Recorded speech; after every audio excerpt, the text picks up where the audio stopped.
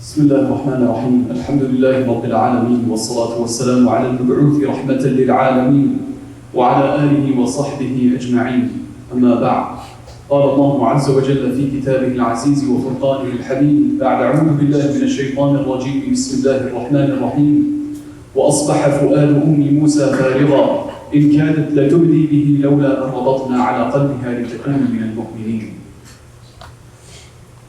وقال إن الذين قالوا ربنا الله ثم استقاموا تتنزل عليهم الملائكة ألا تخافوا ولا تحزنوا وأبشروا بالجنة التي كنتم توعدون نحن أولياؤكم في الحياة الدنيا وفي الآخرة ولكم فيها ما تشتهيه الأنفس وتلذ الأعين وأنتم فيها خالدون وقال فمن اتبع هداي فلا خوف عليهم ولا هم يحزنون صدق الله العلي العظيم. Honorable brethren and respected sister in Islam, a couplet that was swirling around my mind last night is something that propelled the topic that I want to share with you today. I'll share it with you right now and I'll share it with you at the end as well because it's a very beautiful couplet that if we keep in mind can help us through a lot of our griefs and a lot of our worries and a lot of our sorrow and a lot of our fears and anxieties as well. And that very beautiful couplet is a couplet of Imam Shafi'i rahimahullah. He states very profoundly, سهرت أعين ونامت عيون في أمور تكون أو لا تكون فادرأ الهم ما استطعت عن النفس فإن حملانك الهموم جنون إن ربا كفاك بالأمس ما كان سيكفيك غدا ما يكون. He says some eyes are wide awake while others lay in absolutely beautiful rest.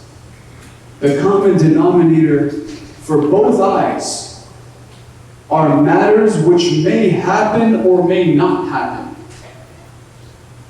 So he says, let go, try your best to the best of your ability to let go of worry from your soul. Free your soul of worry. To the best of your ability. He says the best of your ability because he knows it's not natural to let go of it altogether. It's natural. To the best of your ability, try to relieve your soul of stress because he says, فَإِنَّ حِمْلَانَكَ الْهُمُومَ جُنُونَ because you entertaining stress, entertaining grief, holding on to it is madness. Look at the wordplay there. Look at the choice of words. He didn't say you being stressed out or you just being grieved or you being anxious or scared. No, that is natural. That's going to happen. That's going to come all by itself. But you holding on to it, you letting it eat you up, you letting it control your life, that's a choice. And he says if you live with that choice, that's madness. You're losing your mind. And then he says, why? He says, that Lord, إِنَّ رَبًّا كَفَاكَ بِالْأَمْسِ that Lord who took care of you yesterday, for whatever happened yesterday, that Lord who gave you everything yesterday despite the fact that you didn't deserve it, سَيَكْفِيكَ غَدًا مَا يَكُونُ He'll take care of you tomorrow too. He'll take care of you tomorrow too. So long as what? You don't let go of Him. And that's the thought that I wanted to share with us all today. There's relationships that we have that are distant and that are close. There's a relationship that we're supposed to have with our Creator that can either be distant or that can either be on a day-to-day. Allah subhanahu wa ta'ala, you believing in Him warrants a relationship with Him. Warrants definitely a relationship with Allah. You don't just believe in Allah and not have a relationship with Him. Believing in Allah subhanahu wa ta'ala can fall under one of these two categories of relationships. Relationships, let's take people initially to elucidate parable, to further vividly expound on example. With people, we have relationships. There are those of us who have relatives who are close to us, but they're not close to us. Meaning, if they are relatives, they could be our brother, they could be our, father, they could be anybody. But they're far away. They're far away. You talk to them every now and then. You meet with them every now and then. But that now and then is written in capital letters. It's now and then. It's not on a day-to-day. Right? Sometimes it's not even your father or your brother. Sometimes it's a distant relative. You'll go back home every now and then. You'll check on them. You'll find out how everything is going. But besides that, when you come back, you have minimal to no clue as to what's going on in their life. You don't know what they do for a living. You don't know. Sometimes you don't know their kids' names. Sometimes you don't know what problems or struggles they're going through. You don't know anything. Right? There's those kind of relatives that you have. And then there's those relatives that you have on a day-to-day. Right? Like, for instance, people who you're around all the time. Your parents, your spouse, your children. People who are around you all the time. And their involvement in your life is basically your life. The decisions you make in your life is basically involving everybody that's around you. That relationship is a very, very close one. And that is the type of relationship we need to have with Allah on the most gargantuan note, on the most intense note. If it's not like that, our belief in Allah subhanahu wa ta'ala is still a little wrong. Because everybody who claims that they believe in Allah, Allah subhanahu wa ta'ala says, I will test you to see what kind of relationship you have with me. Everyone who claims that Allah subhanahu wa ta'ala is one, a lot of times their relationship is very distant. Even for us, try to take ourselves into example for consideration's sake. When we talk about Allah subhanahu wa ta'ala, it's just an idea, it's a concept. Right? It's a concept. That He's there somewhere in the background. I'll do everything in my life according to what I want to do, but Allah is just there in the background. If I ever need Him, I'll call out to Him. If I ever want something from Him, I'll reach out to Him. If ever something's going up, then, I'll maybe after all other avenues, after all other means are exhausted and they don't exist anymore, then Allah is the last resort because He's the most distant individual in our relationship. And that is a lot of times we take ourselves into account. That is the relationship that we have with our Creator. Right? And the other relationship that we could have with our Creator is that of every moment in our life He's involved. Whatever we're doing, if our thought process is, what will my Lord think of me? What would Allah want from me at this point? And your conversations include Allah. You talk to Allah. Whenever you make dua to Allah, it's not just, oh Allah, help me, no. Our dua is like we're talking to Allah, we're having a conversation with Him.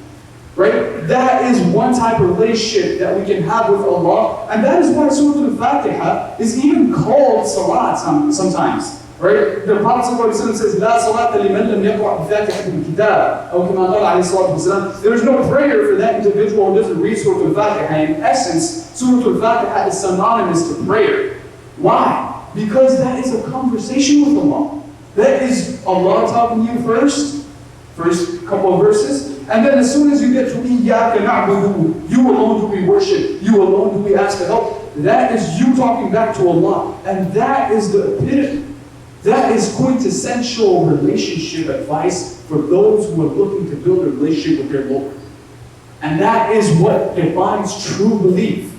It doesn't mean when you have that belief, everything is perfect and you become perfect. No. For all of us, human beings from head to toe are manifestations of imperfection. All of us have sins from head to toe. All of us are sinners. All of us make mistakes. But that shouldn't take away from our aspiration to want to build a relationship with our Lord like that. Then we know that everything in our life is happening on account of Him. And then only do we understand that He's in control. Then only do we understand that if we reach out to Him, He got us. And Allah will put us through tests in order for us to get to that kind of a relationship. Allah tells us in the Quran that an ayah, which I've quoted before in a different context, but it fits so much better in this one. He says, Alif Lam Mim, أَحَسِبَ النَّاسُ أَن يُتْرَكُوا أَن يَقُولُوا آمَنَّا وَهُمْ لَا يُفْتَنُونَ. Do people really think that they will be left alone saying that, oh yeah, I believe in Allah. Oh yeah, I believe in Allah. I make dua to Allah. You don't know. I got Allah. But they won't be tested? You think they'll just be left alone saying that? Allah says, no, that's not the case. وَلَقَدْ فَتَنَّ الَّذِينَ مِنْ قَبْلِهِمْ. We have tested those who came before them. فَلَا يَعْلَمُنَّ. What's the point of the test? فَلَا يَعْلَمَنَّ اللَّهُ الَّذِينَ صَدَقُوا وَلَا يَعْلَمَنَّ الْكَاذِبِينَ. So Allah subhanahu wa ta'ala can vividly expose those who are true in their claim that they love Allah and those who are straight up liars. Those who don't really mean what they say. When they say, I love Allah, or I believe in Allah, or I know I'm going to answer to Allah. Allah subhanahu wa ta'ala says, we have tested people. Trials and tribulations are a sign that Allah wants you to come to Him. Trials and tribulations don't mean that Allah hates you. Trials and tribulations doesn't mean Allah thinks you're a bad person. Things which make us grief-filled, things which make us sad, things which make us anxious are all signs that Allah loves you and Allah is telling you, come back to me. Allah is telling you, I want you. Allah is telling you that I'm trying to pull you in. Come.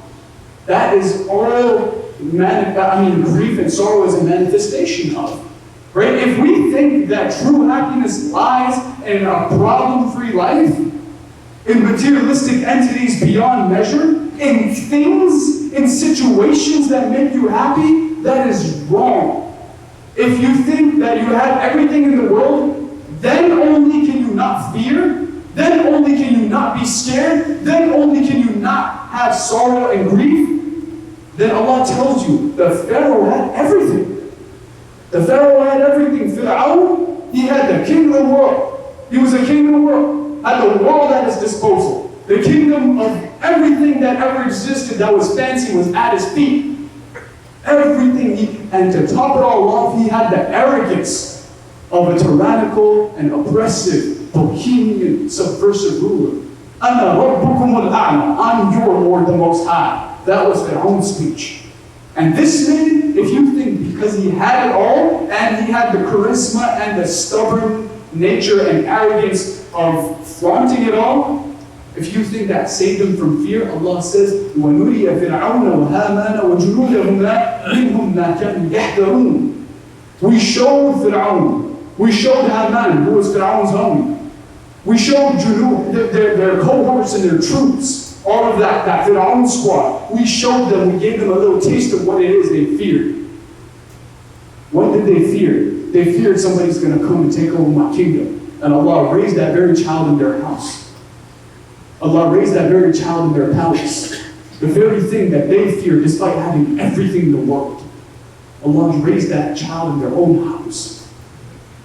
Allah says, just having everything, things, materialistic entities, they're not going to bring happiness. Situations which we think, which we convince ourselves will make us happy, will not make us happy if Allah doesn't want us to be happy. Even if they do, even if that's become a pattern in our life, that some situations make us happy, understand that those are temporary.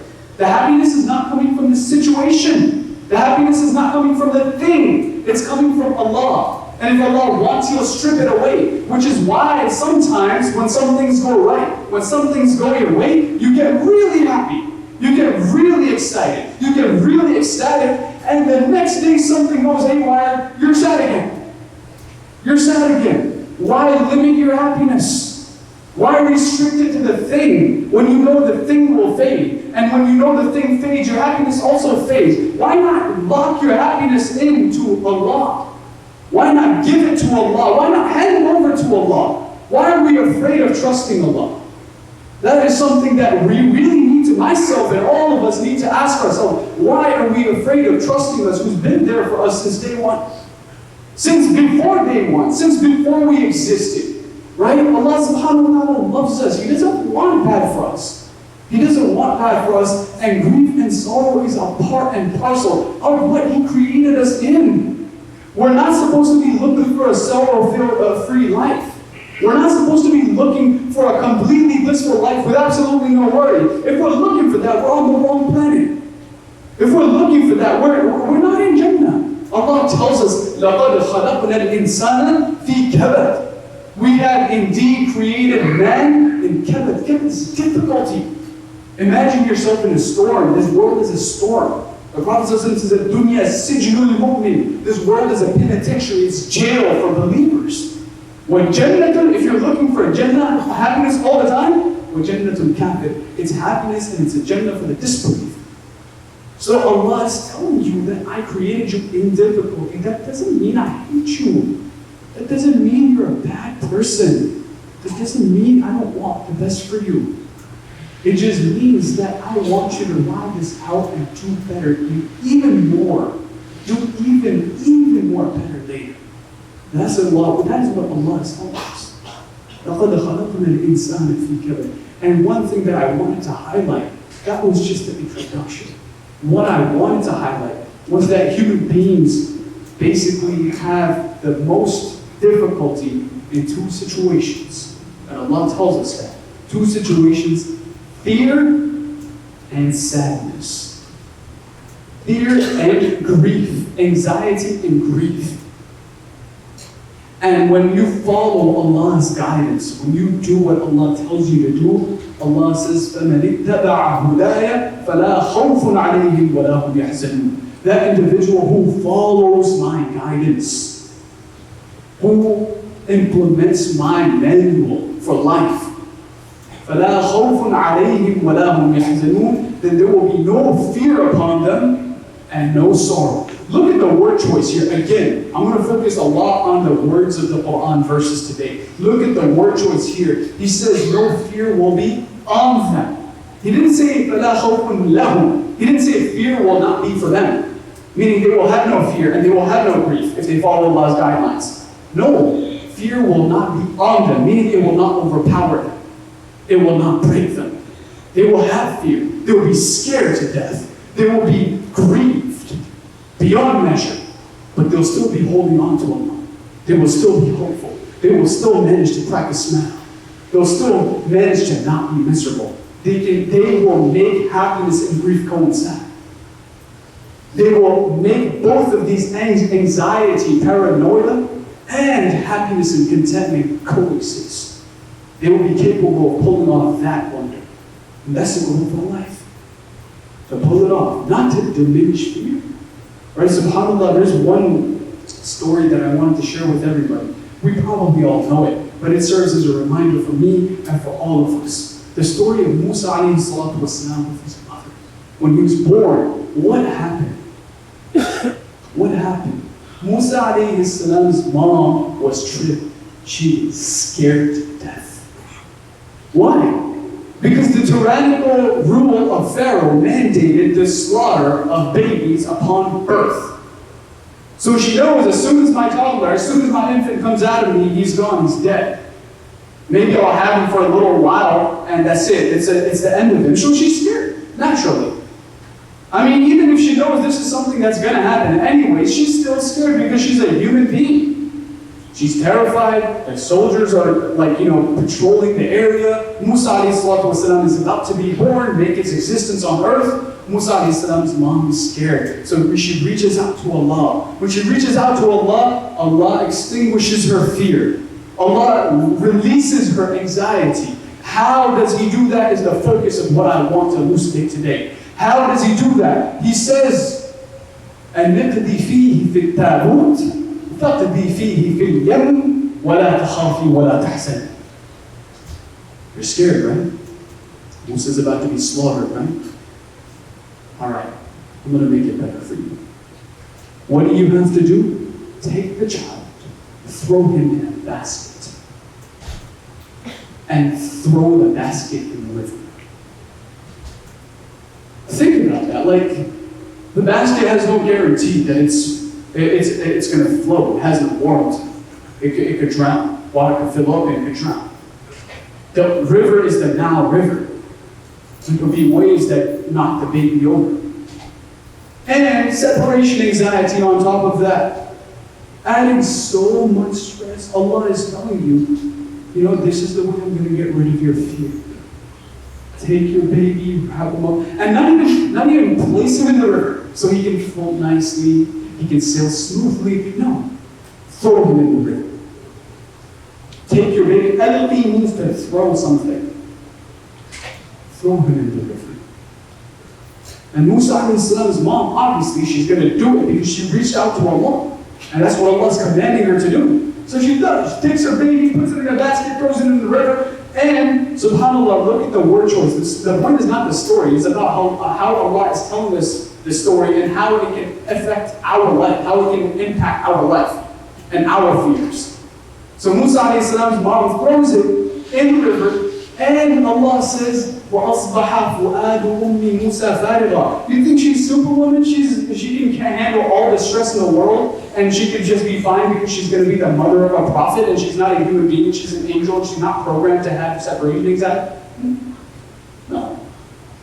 She was so scared. And on top of that, Allah asked her to do this, so she was even scared, and Allah tells us how scared she was. He says, وَأَصْبَحَ فُؤَادُ أُمِّ مُوسَى فَارِغًا. Her heart became empty. Imagine a lump of flesh which slides off and blood is bleeding out. Her heart was bleeding out. Her heart was about to explode. To what extent? She says, إِن كَادَتْ لَتُبْدِي بِهِ. She was about to start yelling, my baby, bring him back to me, get him back. And what would have that done? That would have killed the baby. She was about to do it because she was like, you know what, I'm losing my mind. Imagine, subhanAllah, mothers, if you were going to take their children towards a swimming pool, they start getting crazy. You know, even if they're washing their kids in a tub, they don't want to fill the tub up so much because the baby might drown. Right? SubhanAllah, I was taking a baby the other day to a pool. Everyone was like, whoa, hold back. You ain't never taken a baby to a pool before. Right? SubhanAllah, if you were tripping about babies going to a pool supervised with an adult, she threw her baby in the Nile River without any supervision. But Allah told her, I'll supervise. I'll take care of it. But still, she was scared. That's the point. What Allah told her to do, she was scared. But Allah says, how did she overcome it? That's the point. Allah says, لَوْلَا أَرَّبَطْنَا عَلَىٰ قَلْبِهَا لِتَكُونَ مِنَ الْمُؤْمِنِينَ. Had we not taken it upon ourselves to fortify her heart, she would have given up. She would have broke. That separation anxiety would have killed her. That fear, that grief of now. Fear is for something in the future. Grief is for something that already happened. She already that grief and sadness that she had. It's going to eat her up. But Allah says we took it away. What does that tell us? That we ourselves are not capable of controlling our emotions. We need Allah.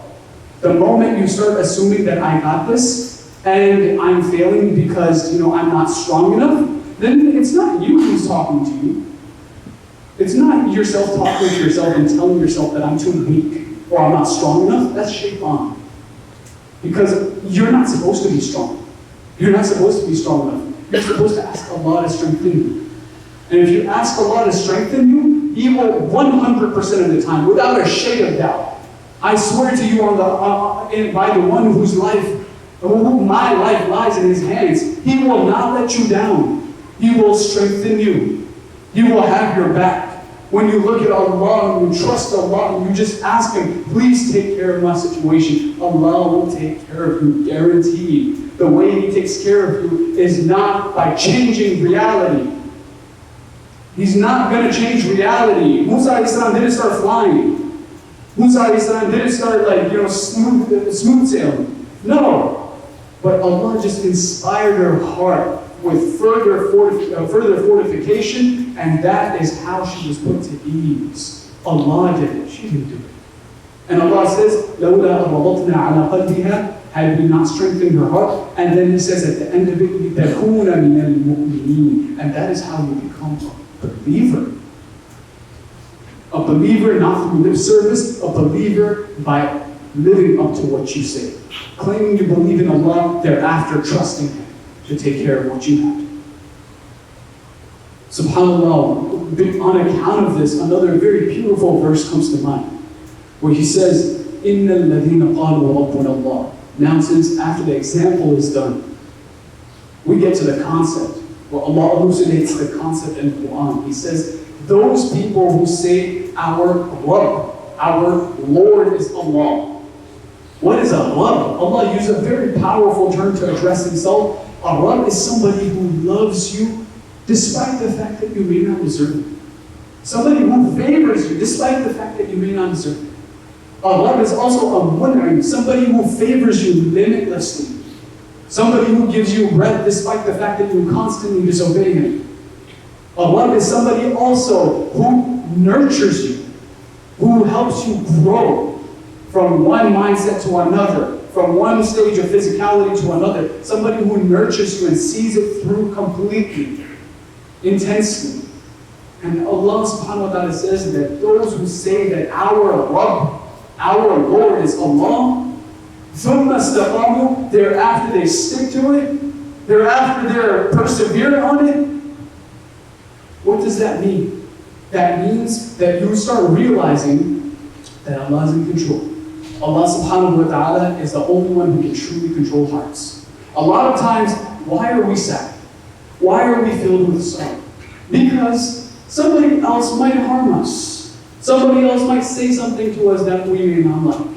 Somebody else might do this. Somebody else might do that. Things might not go my way.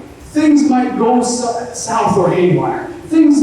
I may not get this. SubhanAllah, when what we want, meaning our desires, when other people other than you, and when situations manipulate your happiness, then SubhanAllah, there is no hope at that point. The only hope is for you to redirect that and put your hope in Allah. Lock your happiness, synchronize your happiness with what Allah wants. And when you do that, subhanAllah, no matter what people say to you, no matter what you get or you don't get, no matter what helps you or does not help you, no matter what insults people thrust your direction, no matter what happens in the world, you will never be unhappy. Yes, you can be sad, but you will never be unhappy. You will always be content. Sadness and grief, like I said, is natural, but you will always be content because your happiness is coming from a limitless source. And subhanAllah, these limited things are not your Rabb. Allah says, أَفَرَأَيْتَ مَنِ اتَّخَذَ إِلَهَهُ هَوَاهُ. Do you not look at that individual who takes their desires, their wants? I want this because this makes me happy. Do you not see that these things become the Lord of a person?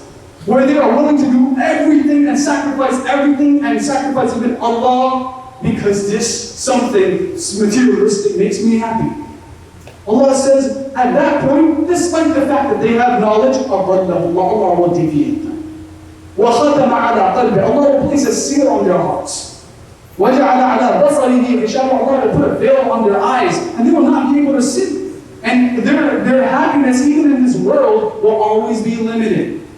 Because it's a state of mind. It's not material. It's not circumstance. It's not somebody else. And once, subhanAllah, you master this, you're never ever going to master it completely. But when you develop this kind of a mindset, and istiqamah doesn't mean you stick to it like 100% of the time. Istiqamah actually comes, like for instance, you know when poets, they write a poem, they're constantly looking to straighten it out, meaning all the stanzas and the syllables and everything match. That's what they're trying to do. So they're constantly doing it until perfection. And when can you reach perfection? Allah will tell you later. But the people who master this, then no matter what people say to you, no matter what people do to you, no matter what happens in your life, you will always be content and you will always know that, Allah got my back. What's there to worry about? You will master that, and subhanAllah, you will master it to an extent where you will pass away in that condition. And while you're passing away, this is what leads to the end of the khutbah, while you're passing away, Allah subhanahu wa ta'ala says, تَتَنَزَّلُ عَلَيْهِمُ الْمَلَائِكَةُ. Angels will come down to come and greet you. And they will tell you, أَلَّا تَخَافُوا وَلَا تَحْزَنُوا. Now don't fear. Now don't grieve. You went through it already in this world. There's no need for it now. You persevered through it. Now in this world, that's it. It's over. You made it. That's the finish line. This world is not the finish line. This world is fake. It's temporary. It's superficial. It's a bubble. It could pop at any time.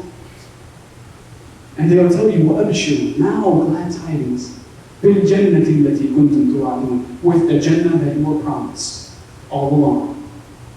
And further, additional speech from the angels, نَحْنُ أَوْلِيَاؤُكُمْ. You didn't know us in this world, but whenever Allah put you through grief and sorrow, and you asked Allah for help, and Allah instilled happiness within you, He sent us.